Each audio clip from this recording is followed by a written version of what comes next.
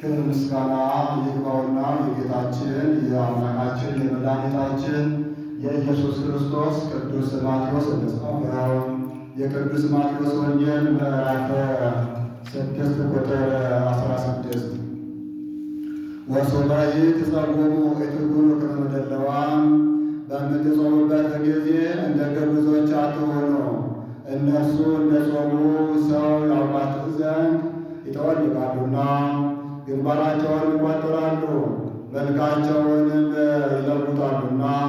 እውነት እላችኋለሁ ዋጋቸውን ተቀበሉ። እናንተስ በምትጾሙበት ጊዜ ራሳችሁን ቅቡ፣ ፊታችሁንም ታጠቡ፣ እንደ ጾማችሁ ሰው እንዳያውቅባችሁ የተሰወረውን ከሚያውቅ በሰማይ ካለ አባታችሁ በቀር በስውር የሚያያችሁ አባታችሁ ዋጋችሁን በግልጥ ይሰጣችኋልና።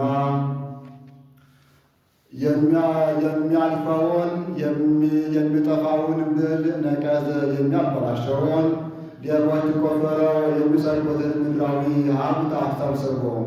የማያልፈውን የማይጠፋውን ብል ነቀዝ የማያበላሸውን ሌቦች ቆፍረው የማይሰርቁትን ሰማያዊ ሀብትን ሰብስቡ እንጂ ገንዘባችሁ ካለበት ልባችሁ ከዚያ ይኖራልና። የሥጋ መብራቱ ዓይንህ ነው። ዓይንህ ብሩህ ከሆነ መላ ሰውነትህ ብሩህ ይሆናልና። ዓይንህ ታማሚ ከሆነ ግን መላ ሰውነትህ ጨለማ ይሆናል።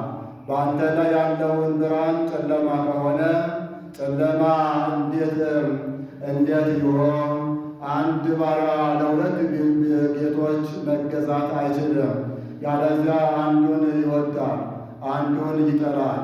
ያለዚያም ለአንዱ ይታዘዛል፣ ለሁለተኛው እምቢ ይላል። እናንተም ለእግዚአብሔርና ለገንዘብ መገዛት አትችሉም።